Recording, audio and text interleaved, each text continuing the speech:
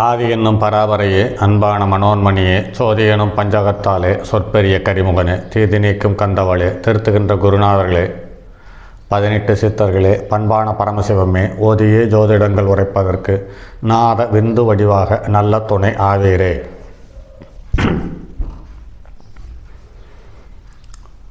உலகில் உள்ள அனைத்து தமிழ் பேசும் நல் உள்ளங்களுக்கும், ஜோதிட சான்றோர்களுக்கும், பெரியோர்களுக்கும், ஜோதிட ஆசான்களுக்கும், குருமார்களுக்கும் மற்றும் மாணவர்களுக்கும் மற்றும் தாய்மார்களுக்கும் மற்றும் இந்த காணொளியை காணும் அனைத்து நல் உள்ளங்களுக்கும் இனிய காலை வணக்கங்கள்.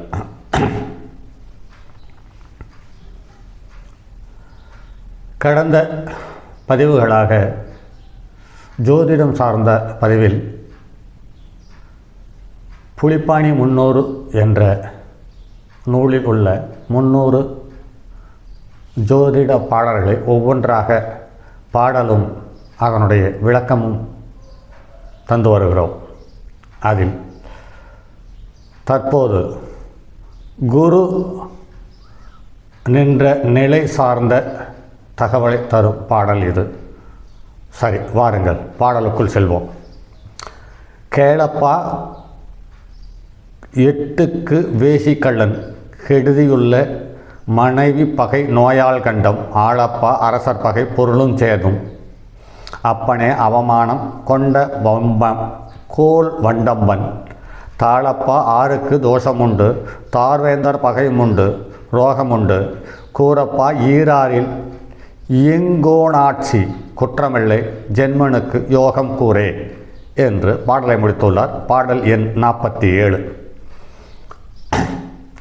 குரு லக்னத்துக்கு 8ஆம் இடத்தில் நின்றால் அவன் வேசி பெண்களை விரும்பி சகவாசம் செய்யக்கூடியவன். அதே சமயத்தில் திருடனும் கூட. மனைவி சார்ந்த உறவுகளில் அவமானங்களையும் கசப்புகளையும் சந்திக்கக்கூடியவன். அதே சமயத்தில் அரசர் தனக்கு மேல் அதிகாரம் கொண்ட மனிதர்களிடம் பகை கொள்பவன். அப்படி இருந்தாலுமே கூட பொருள் சேரும் என்றும் சொல்லியுள்ளார். அவமானம் வீண் டம்பம் கொண்டவன் என்றும் கூறியுள்ளார். இதில் 6ஆம்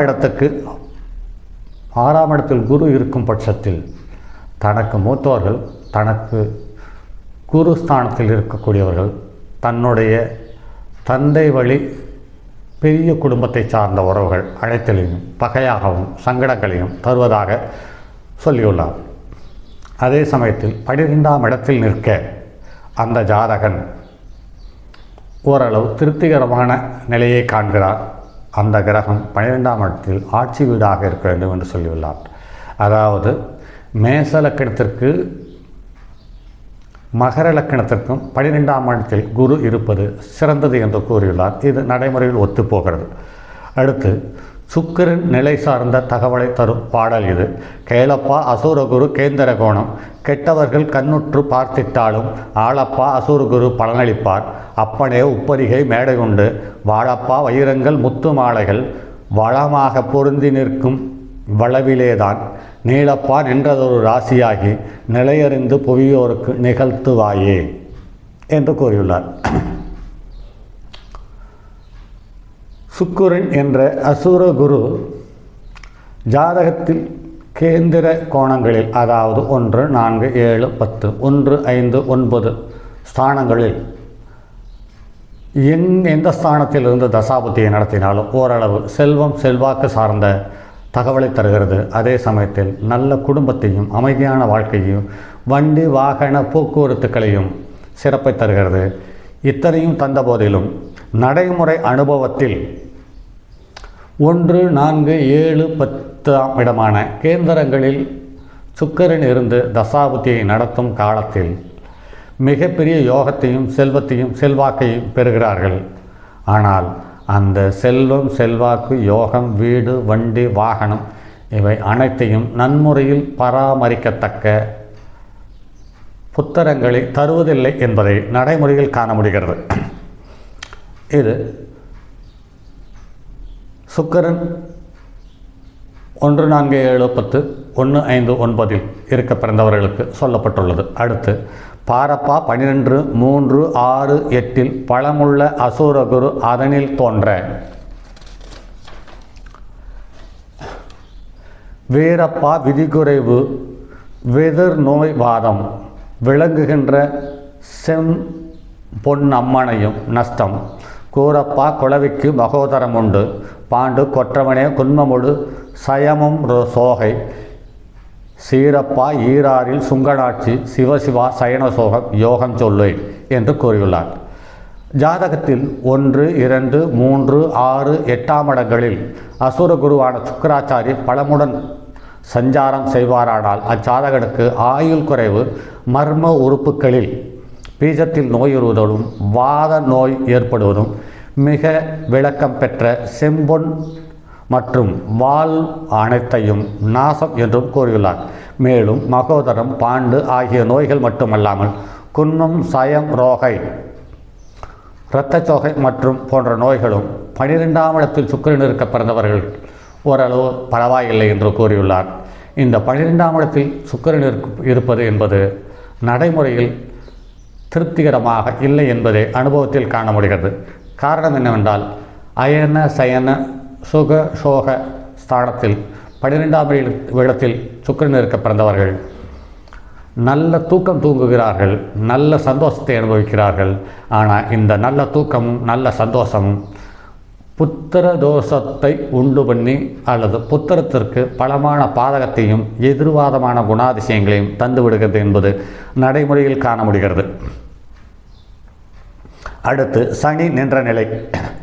கணமுள்ள நவமாறு லாபம் 3 கதிர்மைந்தன் அதிலிருக்க விதியும் தீர்க்கம் தனமுண்டு பெருதோஷம் சத்துருபங்கம் தரணிதனில் பேர் விளங்கும் அரசன் லாபம் குணமுள்ள கருமத்தில் இருக்க நல்லன் கொற்றவனே வாகனமும் தொழிலும் உள்ளோன் பொணம்போல போகாதே சபையில் கூறு பூதளத்தில் என்னோளை புகழுவாயே என்று பாடலில் கூறி முடித்துள்ளார். இதில் பெருமைக்குரிய 9 6 11 3 ஆகிய ஸ்தானங்களில் சூரியனின் மகனான மாந்தன் என்ற சனி பகவான் நிற்க அச்சாதகனுக்கு ஆயுள் தீர்க்கம், நிறைய தனமுடையவர், அதே போல பிதுர்தோஷமும் உடைய ஜாதகன் சத்துருபங்கனாகவும் இருப்பான். பூமியில் அவனது புகழ் விளங்கி காணும் அரசர் லாபம் பெறுவான். இனி சனி பகவான் 10ல் நின்ற நிலை சார்ந்த தகவல். அச்சாதகன் நன்மையான பலன்களையே அடைவான். வாகன யோகமுடையவன், செய்தொழில் கீர்த்தியுடையவன், இவை அனைத்து தகுதியும் உள்ளவனாக விளங்குவான். இதையெல்லாம் உணராது சோம்பி இருந்து விடாதே என்று பலன் சொல்லியுள்ளார். அடுத்து ஒரு பாடல் இன்னும் ஒரு தோஷனே பக்தி என்ற தலைப்பில் வருகிறது. பாரப்பா இன்னும் ஒரு பகரக்கேடு பானுமைந்தன் பன்னொன்றில் அமைந்தவாறும் சீரப்பா சிறந்த குரு சப்தமத்தில் சீறி வரும் கரும்பாம்பு நாளிலேற ஆரப்பா ஆறல்மிகு 3ஆகும் அப்பனே அருக்கந்தானும் 3ல் போக வீரப்பா விலகுமடா தோஷம் தோஷம் விதியுண்டு ஜென்மனுக்கு விளம்ப கேளே என்று பாடலை முடித்து வந்தார். பாடல் எண் 51. இன்னும் ஒரு கருத்தையும் உனக்கு விளக்கமாக கூறுகின்றேன், நன்கு கேட்பாயாக. கதிர்மைந்தனாம் சனி 11ல் அமைந்து சிறப்புமிக்க குரு பகவான் சப்தமத்தில் இருக்க நாளில் ராகு 4ஆம் இடத்திலும் செவ்வாய் 3ஆம் இடத்திலும் சூரியன் 3ல் நின்று சனி பகவானால் தோடம் உண்டென்று ஜென்மனுக்கு ஆயுள் உண்டென்று கூறுவதுடன் மேலும் நல்ல கருத்துக்களை கேட்பாயாக என்று பாடலை முடித்துள்ளார். இந்த பாடலுக்கு இந்த பாடல் இந்த 51வது பாடலாக எப்படி கொண்டு வந்து நிறுத்தினார் என்று தெரியவில்லை. இது ஒரு கிரகத்துக்கு இன்னொரு கிரகம் நின்ற நிலை சார்ந்த தகவலை தரும் பாடலாக அமைந்துள்ளது. இந்த குரு பகவான் 7ஆம் இடத்தில் நிற்கணும், அந்த குருவுக்கு 10ஆம் இடத்தில் ராகு இருக்கணும், ராகு நின்ற வீட்டில் 3ஆம் இடத்தில் செவ்வாய் இருக்க வேண்டும் என்று கூறியுள்ளார். இந்த பாடல் புரிந்து கொள்வது என்பது சற்று சிரமமாக இருக்கும். இது காலப்போக்கில் இந்த பாடலை எல்லாம் காணொலியில் கொடுத்துவிட்டு இதற்காக ராசி கட்டத்தை கரும்பலகையில் எழுதி உங்களுக்கு அதற்கான விளக்கத்தை தருகிறேன். அப்போது முழுமையாக உணர்வதற்கு வாய்ப்பை தரும் என்பது அடியேனின் தாழ்மையான கருத்து. அடுத்து சர ஸ்திர லக்கணங்களில் உபய லக்கணங்களில் இம்மூன்றில் சர லக்கணம் சார்ந்த பலனை இந்த பாடல் தருகிறது. பாருங்கள் நண்பர்களே. சூடப்பா சரராசி ஜெயித்த பேருக்கு சுகமல்லை லாபாதிபதியினாலே ஆடப்பா அகம்பொருளும் நிலமும் சேதம் அப்பனே அரசரிட தோஷமுண்டா தேடப்பா திரவியமும் அளித்தாரானால் திடமான அரிட்டமடா தேடமாட்டான்.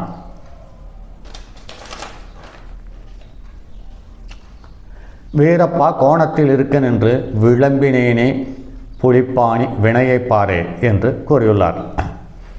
இதில் சர ஸ்திர லக்கணங்களில் ஸ்திர உபய லக்கணங்களில் முதலாக வருவது சரலக்கணம். இது தொடர்ந்து பயணிக்கும் அல்லது இயங்கக்கூடிய லக்கணங்கள்.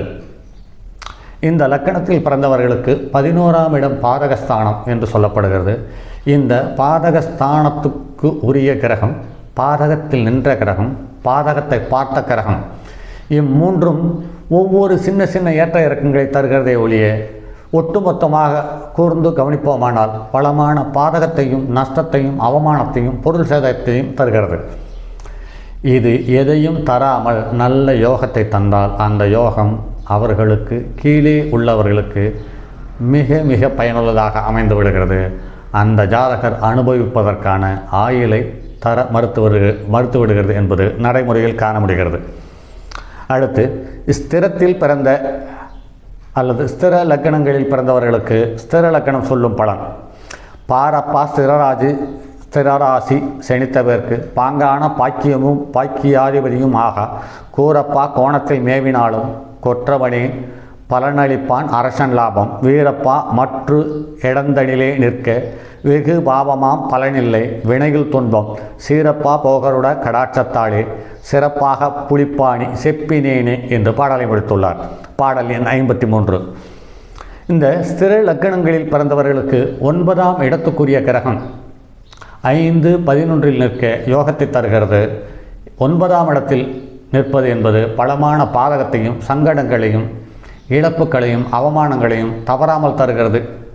அதே சமயத்தில் 1, 4, 7, 10 நிற்க பலமான பாதகத்தையும் அவமானத்தையும் பொன்பொருள் நஷ்டத்தையும் வீடு சுகம் கால்நடைகள் மற்ற வண்டி வாகன போக்குவரத்தில் எல்லாவற்றிலேயும் தவறாமல் அவமானத்தையும் நஷ்டங்களையும் தருகிறது என்பது நடைமுறையில் காண முடிகிறது. அடுத்து உபயலக்கண பலன். செப்புவாய் உபயத்தில் ஜெனித்தவர்க்கு சிறந்ததொரு சப்தமனும் ஆகாதப்பா ஒப்புவாய் உலகத்தில் அவதிமெத்த ஊழ்வினையை தடுப்பாரும் உலகிலுண்டோ தப்புவாய் திடல் நாசம் தன நாசம் தார்வேந்தர் பகையும் உண்டு தேக துன்பம் இப்புவியில் போகருட கடாட்சத்தாலே இடமறிந்து திசையறிந்து இயம்புவாயே என்று பாடலை முடித்துள்ளார். இந்த உபயலக்கணம் என்று சொல்லக்கூடிய 4 லக்கணங்களில் பிறந்தவர்களுக்கு 7ஆம் இடம் 11ஆம் இடம் பலமான சங்கடங்களையும் அவமானத்தையும் இழப்புகளையும் தருவதை நடைமுறையில் காண முடிகிறது. இந்த 7ஆம் இடத்தில் நின்று ஒரு கிரகம் தசாபுத்தியை நடத்துமானால் அல்லது 7க்குரியவனுடைய தசாபுத்தியை நடத்துமானால் அல்லது 7ஆம் இடத்தை பார்த்த கிரகத்தின் தசாபுத்தி நடத்துமானால் இது ஒன்றுக்கு மேற்பட்ட உறவுகளை தந்து பலமான கேவலம் அவமானம் நஷ்டம் பரதேசம் போவது அல்லது இதையெல்லாம் கடந்து லக்னாதிபதி தகுதி குறைந்தோ அல்லது பலகீனமாகவோ அல்லது நீச்சமாகவோ இருக்கும் பட்சத்தில் வீட்டை விட்டு வெளியேறுகிறார், அது தற்கொலை செய்து கொள்கிறார் என்பது நடைமுறையில் காண முடிகிறது. சரி நண்பர்களே, இந்த பாடல் எண் 54 இதோடு இந்த பதிவை முடித்துக்கொள்வோம். மீதும் அடுத்ததொரு பதிவில் சந்திப்போம். அதுவரை உங்களிடமிருந்து விடைபெறுவது உங்கள் அன்பு நண்பன் எம் ராஜரத்தினம். வணக்கம் நண்பர்களே. தங்கமான் மழுவோடேந்தி தன்மதி தலையில் கொண்டோன் மங்கையர் பதிக்குச் சொன்ன மாமொழி ஜோதிடத்தை இங்கு யாம் உரைப்பதற்கோர் இமை என்னும் பிழை வராமல் காக்க செங்கன் மால் மருகன் யானை சிறன் பதம் காப்பதாமே.